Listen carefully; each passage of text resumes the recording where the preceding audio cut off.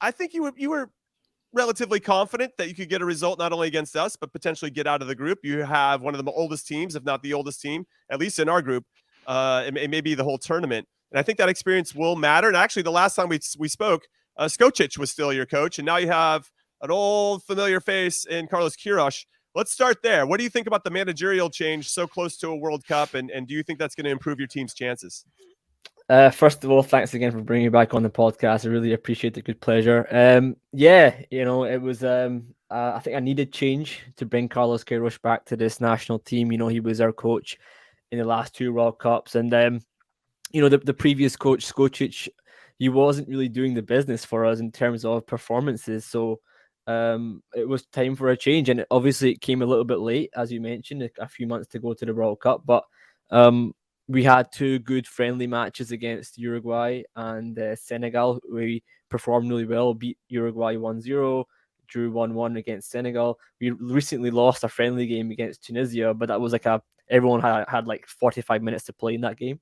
Mm-hmm. So ultimately, I think the team is well prepared now, and looking ready for the World Cup. Hey, Arya, I got a question for you. And great to see you again, that handsome mug and that beautiful, beautiful accent you have. But obviously we've seen just turmoil around the world. And Iran, as a country, is going through a lot right now. Is there an increased pressure on the players? Do you think that's a motivating factor? Is there any, it just seems like a very difficult time to be an Iranian national team player heading into a World Cup. Yeah, I mean, look, I know you guys are very excited. I saw how excited you guys are. For us, Iranians, it's not as much as it maybe was 6 months ago, for example. A lot has changed now. Of course, I'm sure you guys have been up to date with the news of the killing of Mahsa Amini, and then it's been, I think, over a month now since that has happened. And there's been a lot of protests around the world. There's going to be protests out in Qatar. People are upset with the players. They haven't fully, in my opinion, shown the level of support for, let's say, the protest that we would have liked to have seen. Some of the players have, for sure. Not saying that for everyone. A few players that have maybe are either retired or living abroad. And I completely understand that, yes, there's that maybe they fear for their security, for their families. I understand that, but ultimately they are playing for this national team, for the country. So there is an expectation that they, with being celebrities, I mean, Iranian footballers are massive celebrities in the country. They have a level of responsibility to address wider issues, which we feel like they haven't done as much as maybe they should have done. So I'm interested to see how they do in the World Cup with this, and what kind of support they show with regards to the pressure.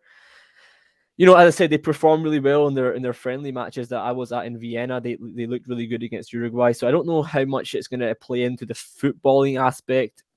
Carlos Queiroz is a guy who will prepare his team to do really well and defend and be very compact and not concede goals. So I think from the footballing aspect, I don't see it to be too much of a pressure, but I think for sure the players are under pressure outside of the pitch to show support.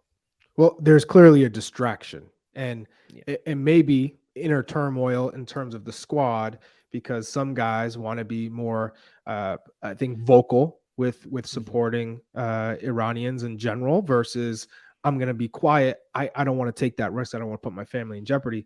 Given that, how has your optimism changed? Because I know watching them play against Uruguay, and I think you yourself probably felt we have a really good chance to get out of this group if we play well. What's going to be the deciding factor heading into this first game?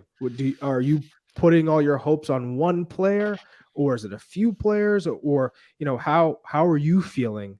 How's your mood changed, considering that there's a lot of factors that are bigger than the game, right? And sports can play a big role in activism. We've seen that in America throughout time.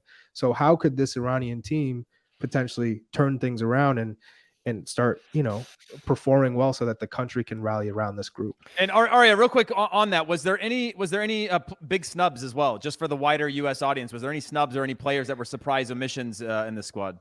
No, I wouldn't say there was any kind of big omissions. There were some players who were injured. Syed Manesh, who plays for Hull City, got an injury a couple months ago and he's still recovering. I wouldn't say there were any big snubs. No, I wouldn't say so. I mean, there were a couple of players like Zahedi, who plays in Hungarian football. He's a good player. I don't think he would have played for the national team. Other than that, no, not really. Maybe a couple of young players, but nothing major. To answer your question, though, Charlie, I think ultimately this first game against England is going to be a massive game for us because it's the first game. It's the strongest team in the group. If we can perform well, then we go into that next game against Wales with a point, or for example, if we get a draw. But I think ultimately England are going to be favourites. So I think this team, from a footballing aspect, has to show a level of organisation, a level of how do I say it? They need to be almost very stubborn with the way they play. You need to defend with a lot of forgetting about the attacking part of the game to some extent and just being fully defensive unit for 90 minutes. And I think they will try to do that. Carlos Queiroz is that kind of coach where he will give away the attacking emphasis to make sure he doesn't concede goals. In terms of how they can get the fans back on their side, it's one of those things where it's kind of like a lose-lose situation, isn't it? The way it's going just now.